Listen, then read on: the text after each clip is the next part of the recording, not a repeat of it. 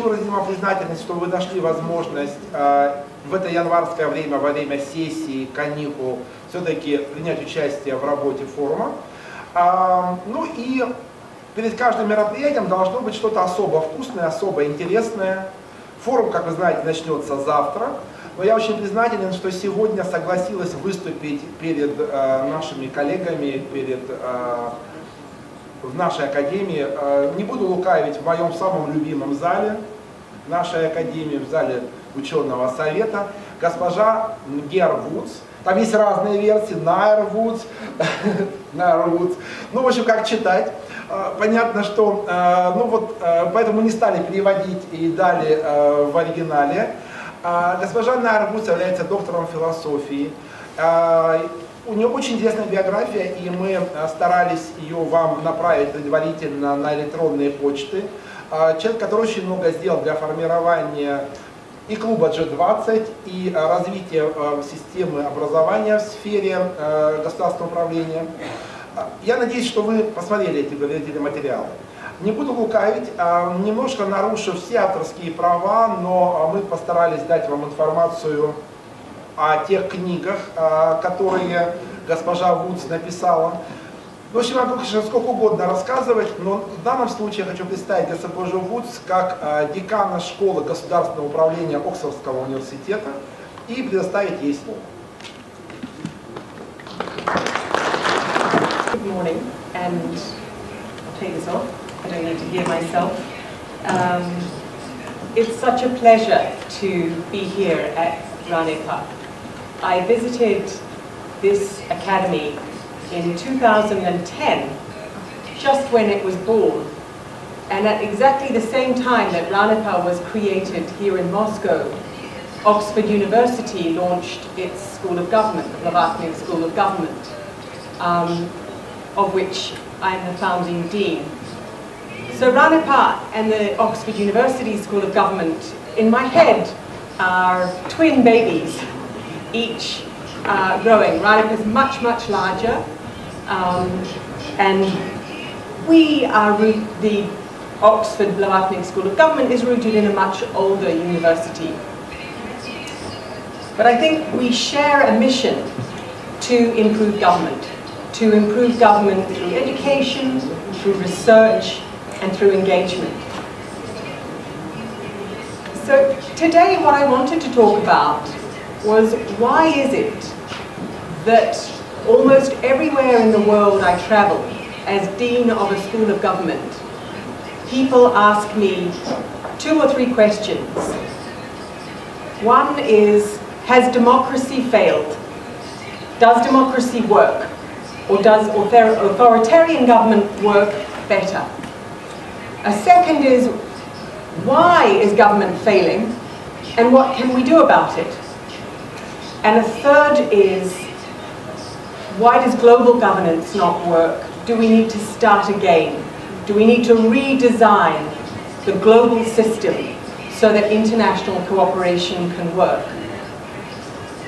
So I thought today what I'd like to do is reflect on my answers to those questions, to stand back from the detailed scholarship and to think about what these big questions actually mean. And I think the first thing that I want to say, and I'm going to come back to this at the end, but you'll see it's a theme of my remarks today, is to remind all of us of something we know but we need to be clear about, which is that government in every country of the world is incredibly difficult. It's incredibly difficult. It's very easy to say that government fails, but government is difficult. And there's 4 reasons in particular why government is difficult, and they're worth thinking about. The first is that the very reason for having a structured government is to bring together communities that disagree, communities with clashing interests, communities with clashing identities, with different languages. That's why we have government processes. If you had a natural consensus of people, if people could be self-governing, we wouldn't need government. So the very reason we have government is one of the most difficult of all. It's to create a process in which people who would normally fundamentally disagree and have different and opposing interests can actually come together and work together because they have some collective purpose. A second reason government is so difficult is that unlike the private sector, there is no bottom line. You can't say we succeeded as a government because we made a profit, because that's not what governments are there to do. When governments facilitate delivering education to all of their citizens, they are not seeking to maximize profits, either as a government or school by school. They're seeking to maximize education. And even that's difficult to measure, because through education, you're trying to build societies. So the second reason why government's difficult is there is no bottom line. The public interest is very difficult to define, and it's very difficult to measure. The third reason why government is very difficult is because one of the main reasons we have government is to regulate markets. And markets and the economy left on its own generates incredibly powerful, well-resourced forces in every country of the world. Those parts of the private sector that have a monopoly position or an oligopoly position are very, very powerful. And so government, in trying to regulate those forces, is constantly battling against the risk of being captured by those forces. So regulatory capture, as it's called by economists, is a constant threat to the efficiency and functioning of government. And finally, the fourth reason why government is difficult, which I've alluded to, is because the public interest is so different to private goods and so inseparable. So many parts of government are linked. If you're trying to make your population literate, ensuring that they're well nourished, well fed, well housed, these goals fall very much together. So government is constantly trying to work across issues and link them together in a way that no non-governmental organisation, no private sector firm is ever trying to do. So I want to start today with this one proposition, which is government is very difficult. And let's remember that when we judge the argument that government is failing. And now what I'd like to do, by way of introduction, is just to look at these four areas of government and to say, why is government in all parts of the world seeming to fail on each of these? And to start thinking about what are the solutions? What, as scholars, as researchers, as well as government officials, can we already see are some of the solutions so that in the 21st century we can look forward to better government, not just a trajectory of worsening government. So let me start with, I think, the most difficult. When we think about a government that fails, there are two really important elements of failure. The first is when a government loses the legitimacy of its authority. In other words, citizens simply stop accepting the government's right to rule. And it has a knock-on effect. It affects a government's right to represent that country in international negotiations, which are crucial for any government. And it's not just in countries like Somalia that we see a failure of the state framework. In the country in which the Blavatnik School is based, in the United Kingdom, a challenge to the government's legitimacy was posed just a few months ago when Scotland had a referendum and Scottish people were given the right to decide, did they want to be ruled by Scotland or did they want to be ruled by the United Kingdom, together with England, Wales, Northern Ireland. Subsequently, the English have turned around and said, if Scotland is going to have more self-rule, we as English people want more self-rule. And so we're starting to see Even in the United Kingdom, which some people would say is the oldest surviving political system in the world, a questioning of who has legitimacy over whom and the right to rule.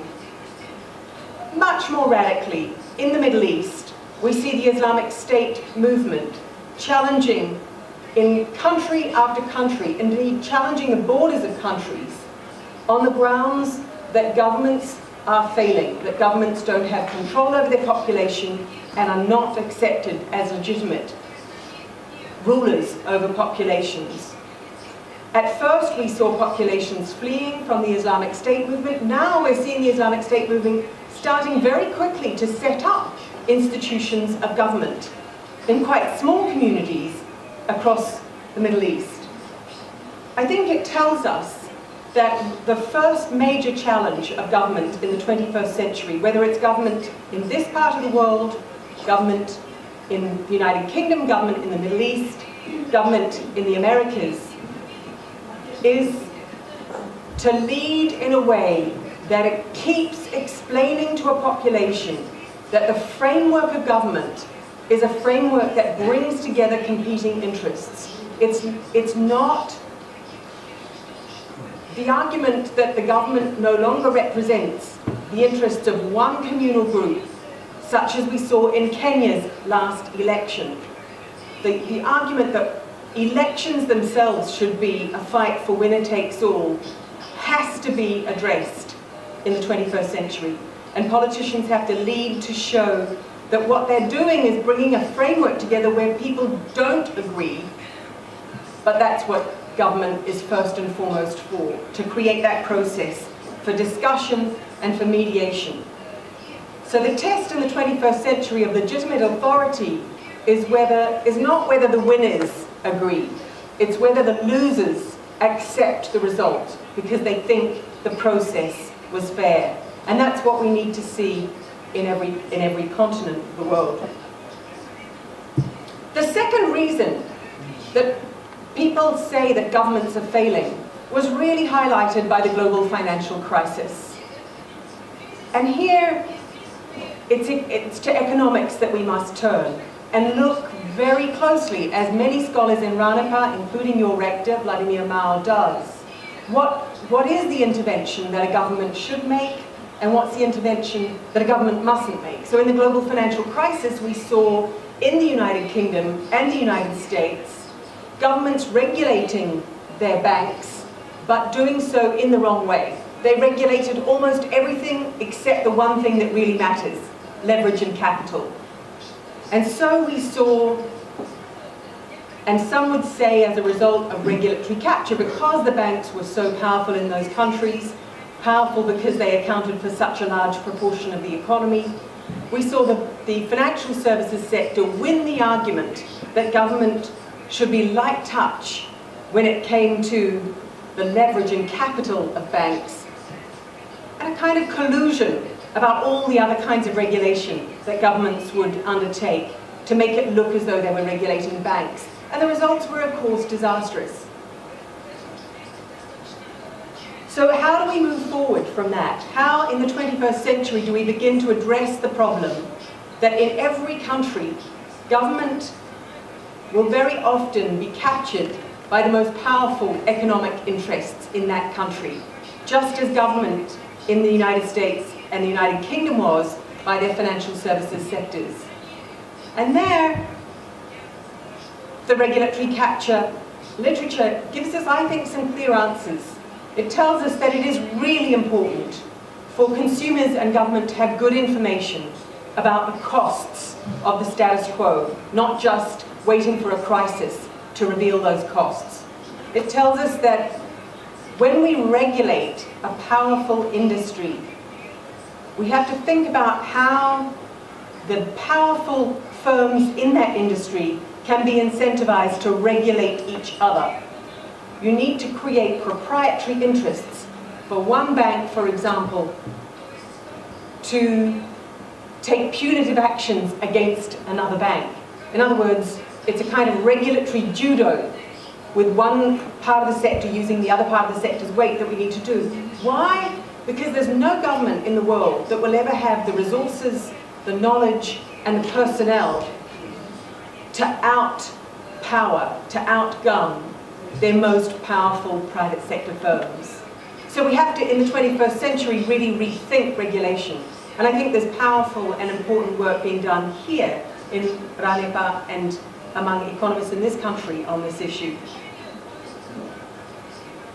So we've seen that one failure of government, or one challenge governments are facing, is the framing of politics. A second is their interventions into markets. And a third challenge that governments are facing in the 21st century is what you could call the crisis of delivery.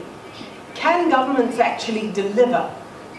Can they ensure that every citizen has access to reasonable education, to reasonable health, to a reasonable and predictable rule of law, to courts of law which are independent and impartial? Can we see governments around the world doing better on all of these things? Can governments deliver? And I just want to highlight two real challenges which I see as 21st century challenges on this. The first is that dozens and dozens of countries around the world whose governments have recognized that they do not have the skills to deliver, have privatized. So they've privatized the delivery of education, they've privatized the delivery of health.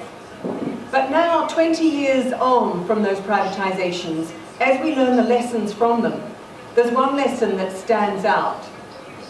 And that's that when governments outsource, I'm not talking about the privatization of industry and private sector-led operations, I'm talking about the outsourcing of public sector delivery. And I think one of the lessons we've learned about the outsourcing to the private sector of public sector delivery, health, education and such like, is that the only governments that can do it really successfully are the governments who are extremely well equipped, high capacity, well informed procurers of private sector services. The problem with that is that most of the governments that are trying to outsource health, education and auditing, in some cases even security is being outsourced, the governments that are doing that tend to be the governments that specifically lack capacity, knowledge, expertise, private sector experience.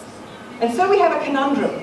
What do you do with a government that is lacking in those areas but wants to deliver better and wants to look to the private sector? That's the challenge for RANEPA, for the Blavatsky School of Government, for those of us who are studying public administration. How do we structure public-private partnerships when government is so often ill-prepared and not well-resourced to create and monitor those contracts?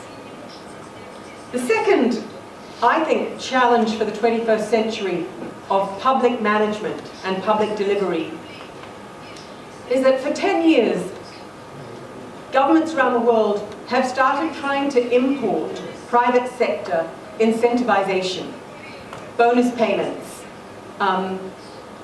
salary incentivization, and other ways to try to improve public sector performance.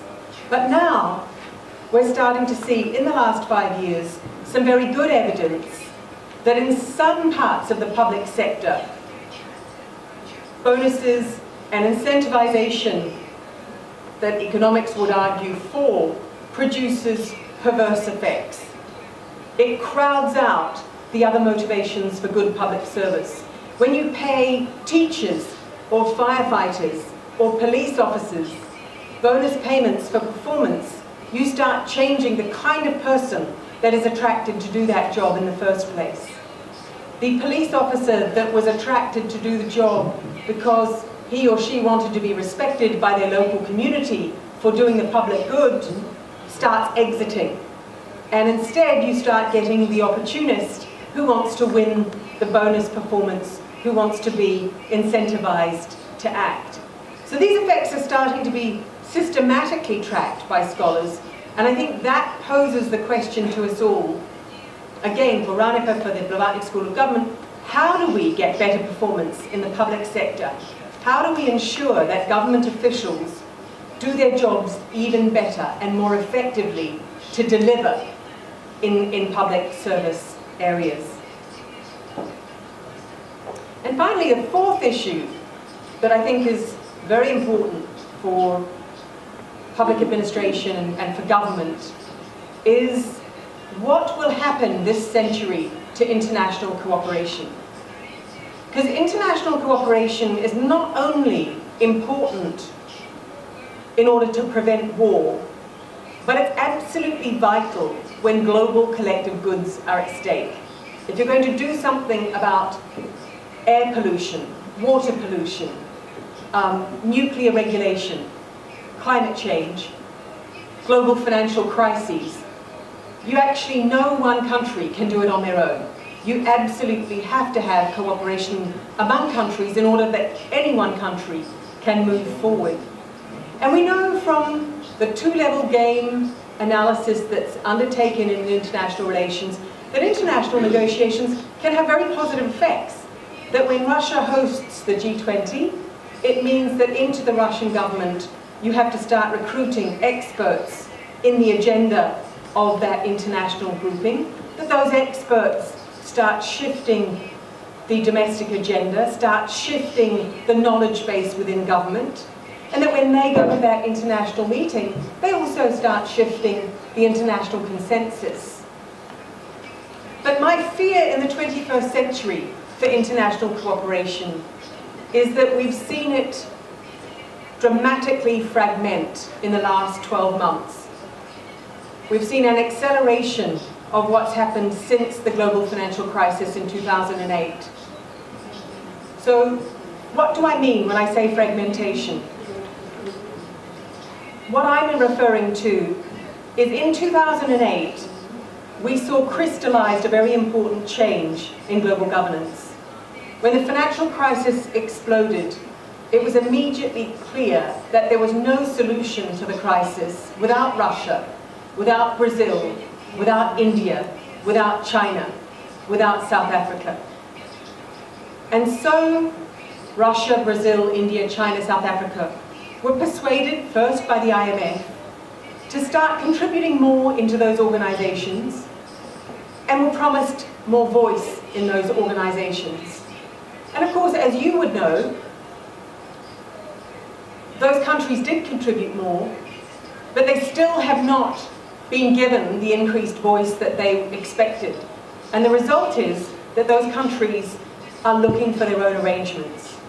So in Asia, this is the clearest of all. In Asia, we've seen China create 5 different global development and finance institutions to multilateralize the Chiang Mai arrangements, to create and strengthen swaps within the Asian region, to create both development institutes to monitor these actions, and 2 development banks to start doing development finance. In other words, the agenda is Asian countries want to stand on their own without ever having to move to the IMF or to the World Bank, and to create their own investment, regional investment arrangements in the Pacific. And now increasingly the argument is being made in trade, that trade should proceed in coalitions of the willing. In Latin America, we're seeing the same. We're seeing the creation of Latin American liquidity pools, development banks, investment institutions, swaps arrangements. In Africa, we're seeing the same, with a 200% increase in the African Development Bank capital, with new Africa investment funds, and regional institutions stepping up to do the job that used to be done by the IMF and World Bank. Now you could say this is great. Regions should be self-sufficient. This is excellent. We should have more cooperation, more competition in global governance. And these emerging economies who are building their own systems of cooperation are going to force the IMF, the World Bank, the United Nations system to reform faster. I think that's probably true. But here's the problem. If this year we move into another emerging market financial crisis, if there is a crisis in Hungary, in Brazil, in Turkey, or in oil-producing countries. It's pretty clear that that crisis is likely to affect at least 3 large emerging economies at the same time. And there is no regional scheme that can deal with that crisis. You will need a global institution to pull the global guarantees of countries in order to deal with that financial crisis. So, at precisely the moment when financial contagion is a very ready possibility, we've seen an erosion of a global capacity to deal with that crisis. And that's my concern. There's a second concern that goes along with this, and that's that if we fragment global economic cooperation, we start undermining the one forum in which conversations can spill over into other issues. And we've seen this in the IMF World Bank annual meetings, in the G20 meetings, that when there is a problem of cooperation in the security realm, those discussions, which are primarily economic, take place with other discussions alongside about how to deal with a global security crisis. So if we erode those global mechanisms, we're left with very little process to bring together the clashing national interests of countries. Just as I've said, we need to bring together the clashing national interests of countries. So I'm going to stop by just saying, because I'd like to hear your views on these issues and what you think is most challenging government in the 21st century, just to highlight that the 4 challenges that I've highlighted are first about the values that underpin the framework. And for this, I think the role of institutions like this in educating leaders to pick up and take forward a narrative, a framing narrative that reminds people of what governments are there to do and what they can and can't do is absolutely crucial. And it's never been so important. Equally, I think the same economics that teaches us about market failures and government failure needs to be used now to give much clearer direction to governments about how and when to intervene where there is market failure. The third, on public management, we have so much work to do, to think about how to make the public sector work better, how to use incentives, how to deliver better, how to use new technology to deliver directly to citizens and to get feedback directly from citizens in ways which bypass the bureaucracies of the 20th century. And finally, we have to work to reconstruct global cooperation, not to solve all problems, but to solve that minimum of problems that without global cooperation, no individual government can work on. And I'll stop there and take questions. Thank you. Спасибо большое. Спасибо большое. С госпожой будет всегда интересно общаться. И еще раз хочу поблагодарить, пока вы думали над вопросами, и за эту презентацию, и за тот интерес, который у госпожи Вудс есть и к России. Причем еще не просто уже с британских времен, а еще тогда, когда госпожа Вудс училась в Новой Зеландии. Я такие паузы занимаю, и я хочу сказать, что мы действительно рассчитываем на сотрудничество с нашими английскими коллегами, тем более в современных условиях, мне кажется, это очень важно.